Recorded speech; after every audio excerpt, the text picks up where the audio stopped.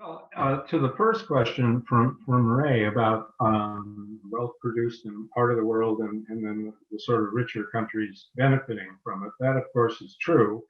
But it's also true that not everybody in the richer countries benefits very much from this. It does make our living standards in the US or the UK higher than they are in Sri Lanka or India or Myanmar for that matter.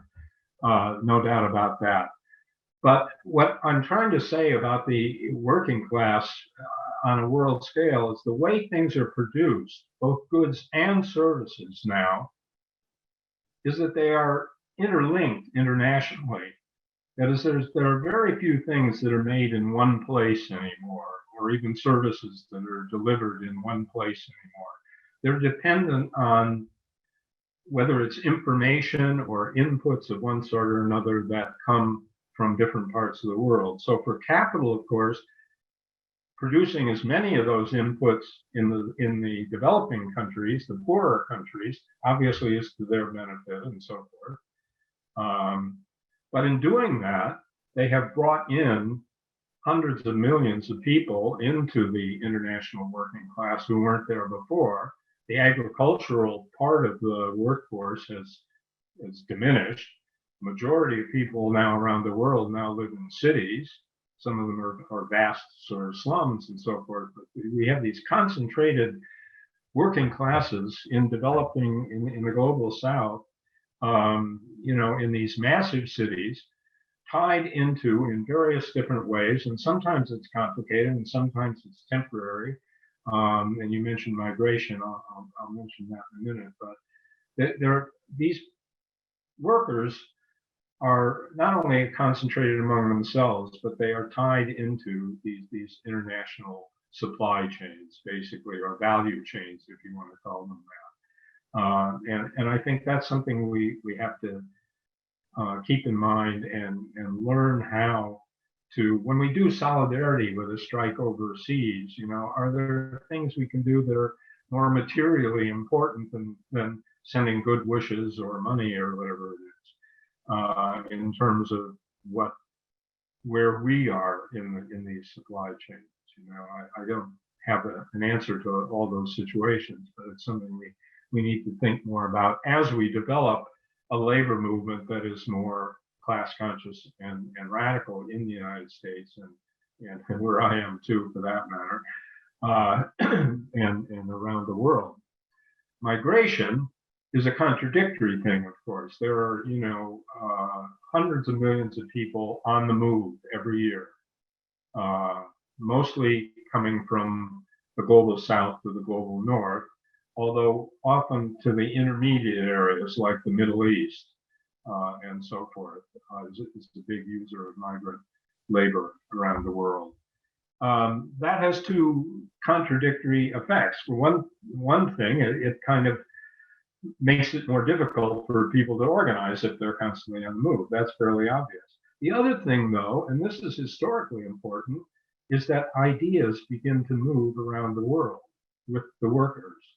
People who have come out of struggles in, let's say, Myanmar or India or other places where there are upsurges and so forth, and maybe people have left there looking for better work in Europe or the United States or coming from Latin America or something like that. They're going to bring ideas that are probably on average more radical than the average American worker has at this moment. And that's a good thing. And it also means that the working class in the developed countries, and this is already happening, have become much more diverse.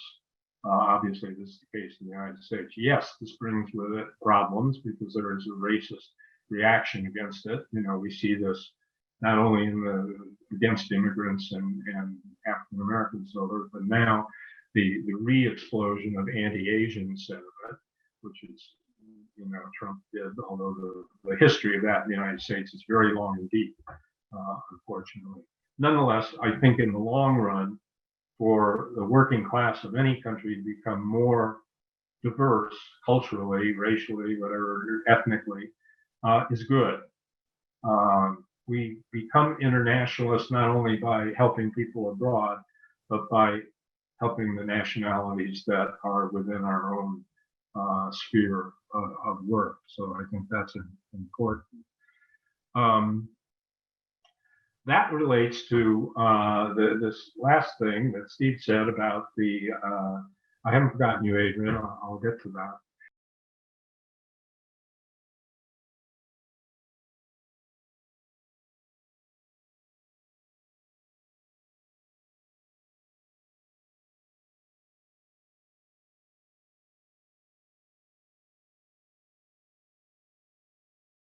I think this is very important. And when I started looking into this stuff a few years ago and looking at it more and more, at first I had the same impression most people have. That is that, well, these are just people who are really not in the workforce in any permanent sense. Many of them work at home, or they're temporary workers or independent contractors and so forth and so on, or even family workers who can be exploited within the family, of course. Nonetheless, what is clear in looking at more and more of these situations in the global South is that huge numbers of these informal workers are, in fact, as much part of the supply chains, international supply chains of major manufacturers and service producers. Think of it this way: Amazon has all these facilities in India. Well, who moves things in and out of the Amazon warehouses and so forth? Is it Amazon employees? No. It's people who have a vehicle of some sort, or who rent a vehicle, or who become contractors to them. These are part of the informal sector. They're not employed by by Amazon, but they work for Amazon. They get their money from Amazon. They are exploited by Amazon and so forth. So this is all very clear in the garment industry and in electronics and so forth. But I would argue that we have to look beyond just those sort of classic examples. And what we see is that the informal sector, that's a category that comes from governments. That's a legal category, an academic category. If you read Marx about the working class of his time, well, and this is something I did in this book I wrote, Tramps and Trade Union Travelers, nobody had a full-time job. Everybody moved around. Everybody went to a shape-up. Not everybody, but the vast majority of workers, even skilled workers at that time. And that's, that's always been, that didn't bother Marx. He knew perfectly well that these people were exploited by capital, even if they, didn't have a job. Railroad workers, who were in the most sound, best organized industry in the late 19th century, worked on an average 147 days a year. That's like, half of what they should be working, right? And that's the way it was. And they moved around all the time too. And yet they organized unions, not the best ones in that case, but they did organize unions, and people, have done this sort of again and again. So I think that's important. How has manufacturing changed?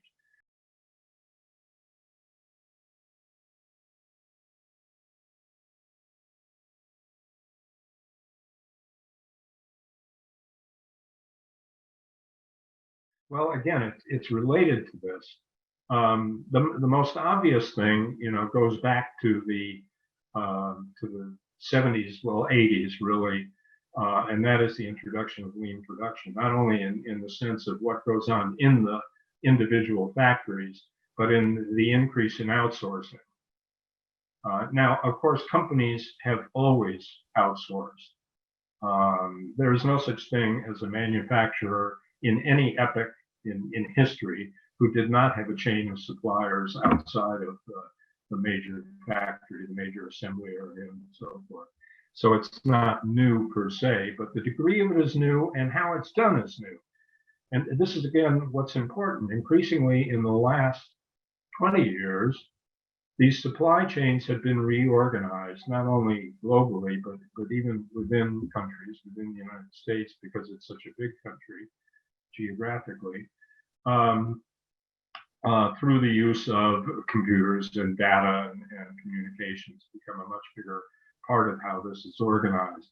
If you actually look at maps of where things are, the striking feature is that actually the location of manufacturing in the United States is not that different than it was a half a century ago. This is surprising, but manufacturing is still concentrated largely in the Midwest and Upper South. Now, there's more in the South than there used to be, a little less on the West Coast than there used to be. But it's still geographically concentrated in the United States. And it's tied together not only by the internet and all of that, but by the interstate highway system and the rail system and so forth. And so once again, you know, they even talk about I-75 as the auto corridor, and they have a machining corridor that produces machinery and so forth. If you look at the studies on this stuff, so it's not as dispersed as we think, but it is organized differently, and because of that, the unionization rate in almost all manufacturing industries declined radically, you know, in the last 20 years. A lot of manufacturing jobs were destroyed because new technology and work intensification through lean production destroyed these jobs, as did the major recessions of the period from the 80s onward. I've argued this elsewhere. It isn't mainly imports. It isn't even mainly offshoring. Those things count for some industries, but really it's mainly the impact of the major recessions of the last 50 years and the levels of productivity that have been enough to prevent the recovery of employment when the economy recovers in the business cycle and so forth. So if anything, manufacturing in the United States, I mean, it still employs 8 or 9 million production workers and many more employees. So it's not a small industry by any means. As I say, it's geographically fairly concentrated and linked together. The problem is, of course, that America's bureaucratic unions have no sense of how to pull any of this stuff together.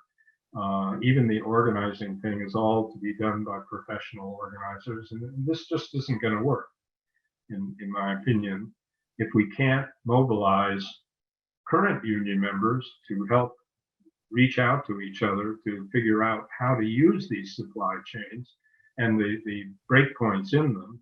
The interesting thing about all the technology that holds these things together is that it's always breaking down. People probably don't know this, but it's constantly breaking down and has to be repaired. Well, this requires workers. Some of them belong to the CWA, and a lot of them are non-union independent contractors, but they could be organized. We can get a grip on all these things once, and this, of course, is the big question, once we can get a labor movement that is infected with a revolutionary view of things, a working class view of things, stops thinking of itself as the middle class, and all of this sort of ideology which works against us. Okay, sorry, I'm going on too long. More questions?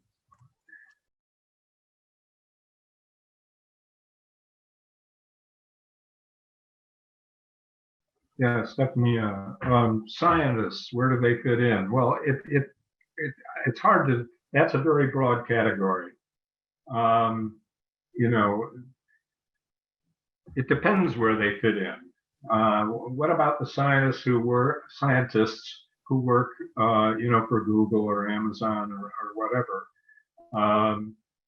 Well, they are workers. When we talk about workers, we're not just talking about people who use only their hands or even just their hands and mind. We are talking about people who help design things. If we're going to organize high-tech industries, we're going to have to organize the designers, the coders, and all these people. A lot of scientists are connected to universities. Universities our faculty and staff are organized in many cases. So, again, these are places where fit in. I think, though, that often it's the case that people become, this may sound strange, but people become part of the working class because they decide to become part of the working class. They organize and link up with unions that, are not composed necessarily of intellectuals or scientists per se, uh, but with whom they have a common employer or, some common interest in these supply chains I'm talking about. So all I can really say is that the way to make science fit in is to organize yourselves and join up. I don't know what more to say about that really, but I think it's important. We can't have a future society, a democratic future society, a socialist society that doesn't include scientists. We have to have that kind of input, obviously.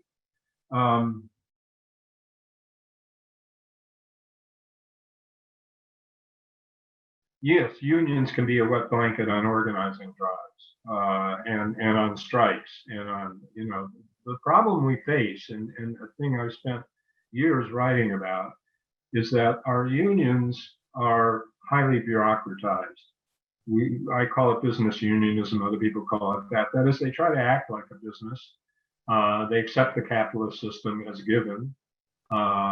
Maybe they want to change it here and there a little bit, but they accept that as the norm.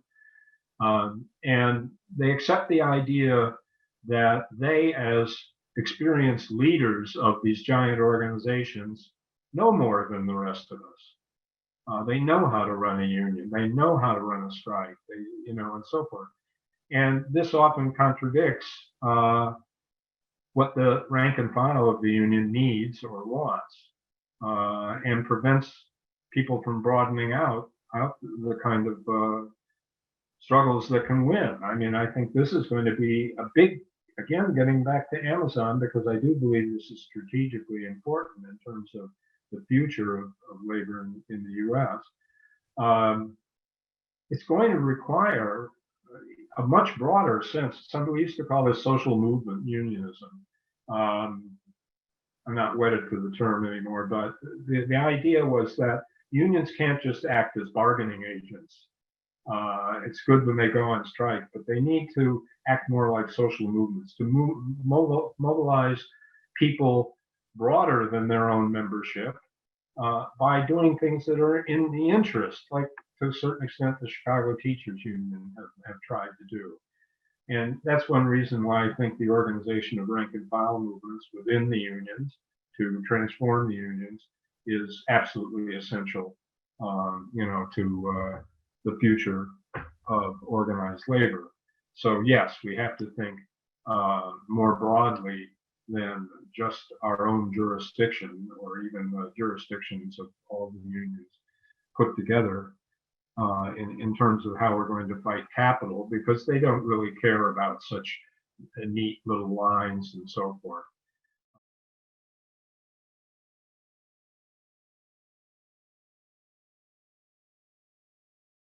Yes, I think strike funds are important.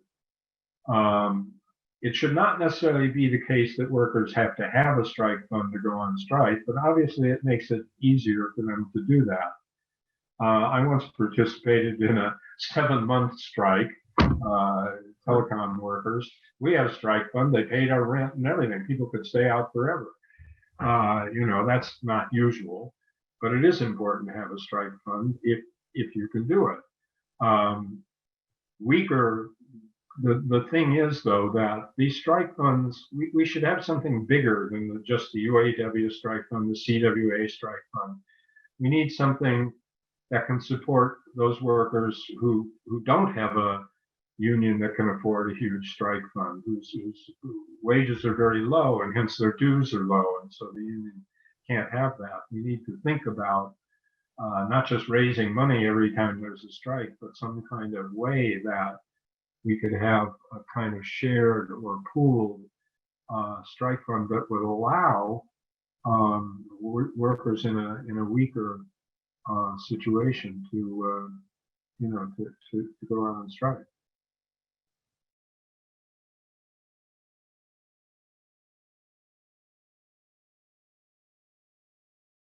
I think the first two questions were kind of similar, so I'm going to kind of answer them together. That is the whole question of, who is leading a lot of these struggles, people of color, immigrants, and so forth, and the question of how do labor struggles and these social struggles, the women's mass strike, the Black Lives Matter, these things relate to, more traditional labor struggles. Well, again, I think, there are more and more instances where actually union people are trying to link up to these things. And in a way they're linked because, when we have to understand that when we're talking about current union members, we're not talking about white guys anymore, primarily. There's still a slight majority, but only slight. Almost half the labor movement in the United States is either women or people of color. And those are the growing sections, and that's the way it's going to be, for the future, because that is the population direction of the United States, for one thing. And so there isn't really a division between these things. I think it's very important that union people tried to come out and support the Black Lives Matter movement in various cities, from what I understand. And also, if we're going to organize, it's important. In Bessemer, Alabama, Black Lives Matter movement has come out, they actually had a parade or something like that, in support of the Amazon workers, who are mostly Black. So yes, they are, going to be in the leading section. Unfortunately, so many white working class people have bought into something that isn't new in America at all, of course, racism and all of this. But I believe that as struggles become more general, mass struggle, people's minds change. A little strike here and there, maybe not, just like what Mark was saying. But if these movements around the world become more, if the movement in the United States becomes more like some of those, if people are going into the streets in huge numbers for their own grievances, maybe, which is the case in a lot of places, and converging, they're going to discover that their power is much greater than they thought. That, it isn't just the power they have in a supply chain or something like that, but they have power to disrupt. And I was reading about a strike that's going on, and a lot of the stuff in Myanmar, they're turning to stopping the roads. Well, that's breaking up the supply chain right there. It's breaking up, the ability of society when you occupy the roads and rails and things of that sort. So yes, I think there is to a certain extent a convergence of social movements and the traditional labor movement, which I think is going to have to cease to be the traditional labor movement if it's going to grow. And so I think what Mark is saying about, this has to become an upsurge. When I use the example of Chevy 4 at General Motors in 1937, the UAW and so forth, remember that took place in the context of 3 years of mass strikes all over the country, and not just mass strikes, rent strikes, hunger marches, all kinds of stuff was going on at that time. So it tends to be the case that labor grows when social unrest generally is much bigger. For example, unions have been declining for a long time in the United States. Well, the one time they grew in the post-World War II period was in the 60s and 70s, and this was mostly public sector, which had not been organized. Well, what inspired that? There's no question about it. I was involved directly in that myself. It was the civil rights movement. And a lot of the people who led those new unions were veterans of the civil rights movement, mostly African Americans, but people who had been in the movement. My own experience in organizing the welfare department in Baltimore at that time was we got together all the veterans of the civil rights movement and said, we're going to do this. And then we went out and organized every, office in the Department of Social Services and got a union. There was no law governing this. There was, we had to do it on our own. You could, because we had the experience from that and the inspiration from that movement and the support of people who had been in that movement, including, by the way, the welfare clients who were organized and who we had an alliance with.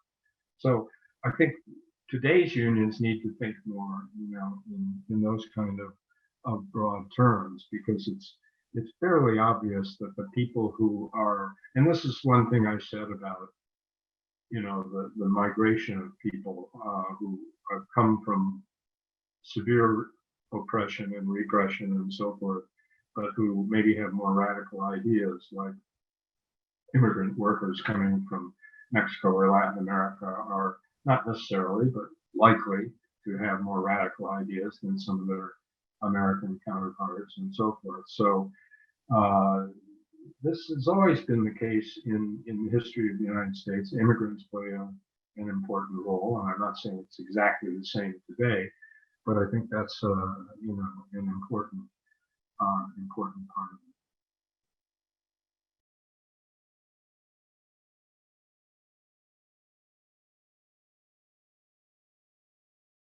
Once things reach a certain point of upheaval, like say the 1905 mass strikes in Russia that Rosa Luxemburg wrote about. They didn't begin as radical or revolutionary or political strikes, but nonetheless, the sheer momentum of them pushed them into conflict with the regime and so forth.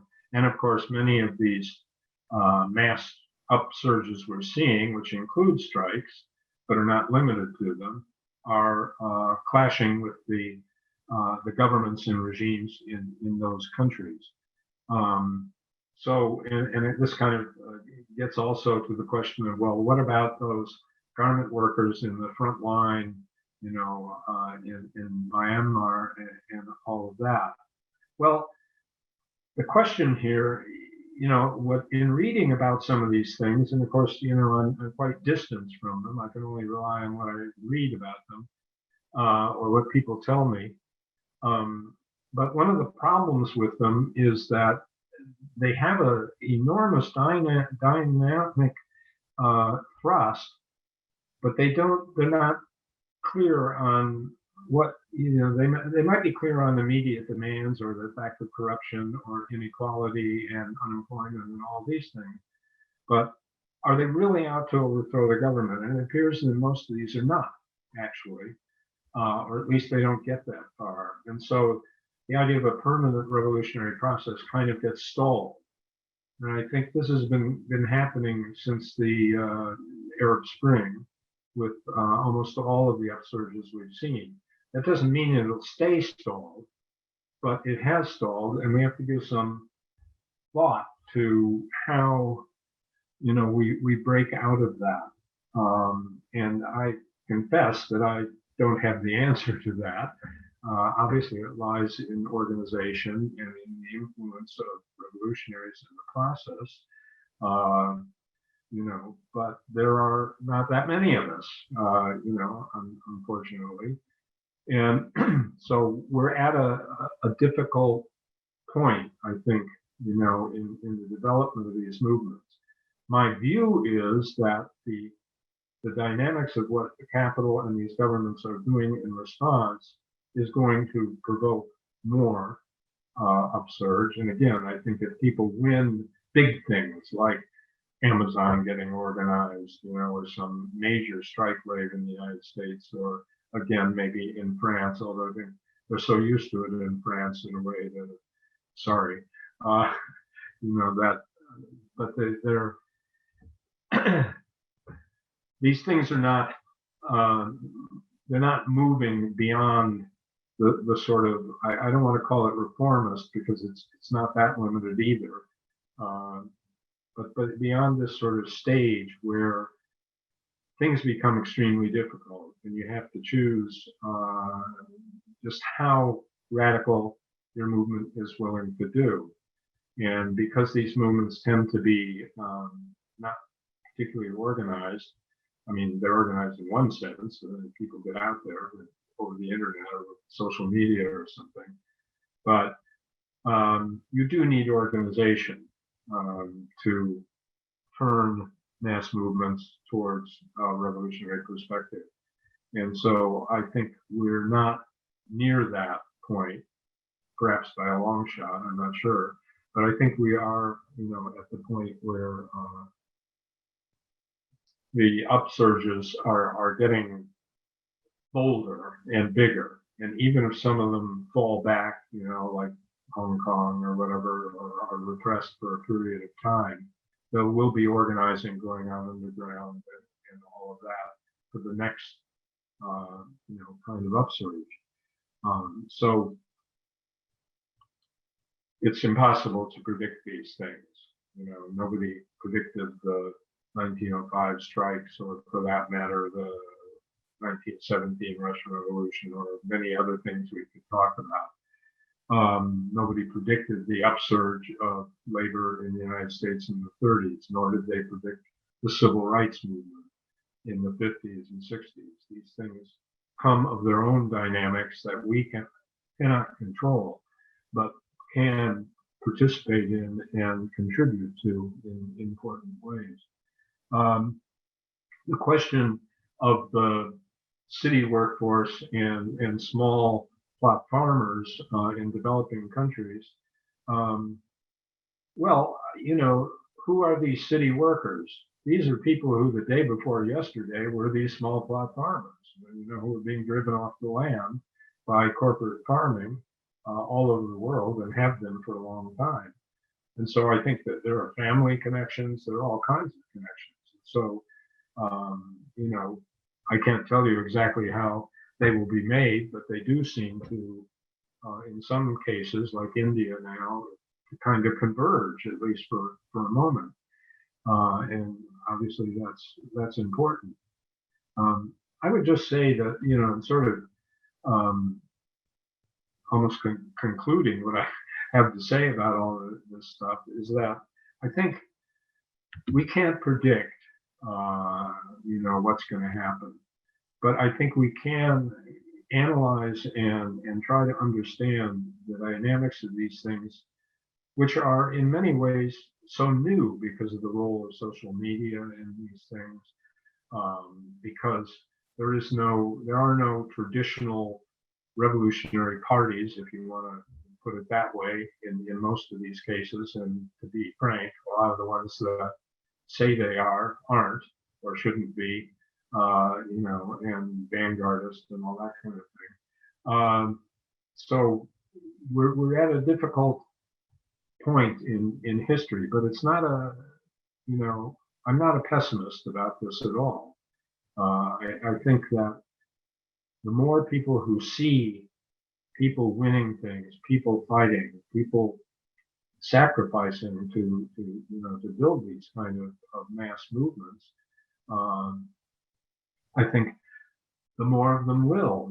People are saying, well, this thing in Bessemer, if they win, that will encourage a lot of organizing. It already has, actually. But I think, to be honest, going through the NLRB and this boring process and all the rest of that is a little short of, the kind of inspiration we need. And that if you're going to organize something like Amazon, it is going to take the kind of direct action that it did in the 30s and in other places around the world. And that will move people, as it did in Flint, Michigan, even before the sit-in. Somebody made the point that the communities, not only in Flint, but from all over the Midwest, workers flooded to Flint to support these strikes. If it had just been the 100 workers who sat in on Chevy 4 without the mass picket lines and the famous Women's Emergency Brigade and all of that, they might not have won. But they did have that support, and they had it from a broad section of the working class, at least in the Midwest, in an active sense. So, these are the kind of dynamics that we have to try and encourage as much as we can. Our involvement in these things. And sometimes it's very small stuff like having a rank and file movement to change your union. In doing that, even if you don't get rid of today's bureaucrats, or even if you elect somebody who ends up being just as bad, you will have organized people. You will have taught people how to fight, in the workplace and hopefully beyond. So what I see, in general, is a convergence of things, of these different movements. I'm not obviously not the first one to say that. It's all pretty obvious by now, I think, internationally and within the U.S. These different movements of climate change, Black Lives Matter, union organizing, union struggles, other kinds of struggles against racism and sexism and so forth. Everybody's aware of these things more than in the past. And so people, even people who voted for Trump can be swept up if the movement is big enough and bold enough and shows them this is the way you can actually win something, not through this stupid racism and supporting these fools, So that's my optimistic view of things. I raised the whole question of supply chains and international linkages and strategic points because I think that can help, as it did in the 30s. After all, when the sit-in strike won at General Motors in early 37, it was followed by several hundred sit-down strikes in everything from dime stores to other factories. So, these things can catch on. Well, I have to say, first of all, I don't believe in the labor aristocracy theory. Yes, people in the developed countries have a higher living standard, obviously, than people in the less developed countries. But the main thing about the whole last period is that we are losing that. They are losing that. Working class is not made up of people who have just full-time jobs and high salary. People have been taking wage cuts. All kinds of concessions have been made since the early 1980s. I mean, we're, almost half a century into unions giving concessions, so that the privileges, if you want to call them that people had won in the past have been eroded. And although they may still be much better off than somebody in India, or China or something like that, from their point of view, their life is falling apart. And this is happening to more and more people. And furthermore, more and more jobs are crummy jobs. The greatest change in the American workforce is not just the gig economy, it's the universality of bad jobs. Everybody has a bad job now.